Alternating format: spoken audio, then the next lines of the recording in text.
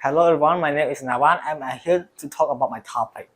So as we all know that the pandemic has done a lot of things to our world, like economy crashed, family was separated, our education was deeply affected. But the important thing is that it brings incredibly bad effects to our physical and mental health. So today I'm going to give you some advice on the activity that could help you stay safe and healthy during the pandemic. So let's start with the physical. Our government has reminded us about the 3 do's and 3 don'ts. The 3 do's, they are wear mask, wash hands, and social distancing. The 3 don'ts, they are don't go to places that have crowded people, don't go to places that are closed and difficult to breathe, and no touching each other.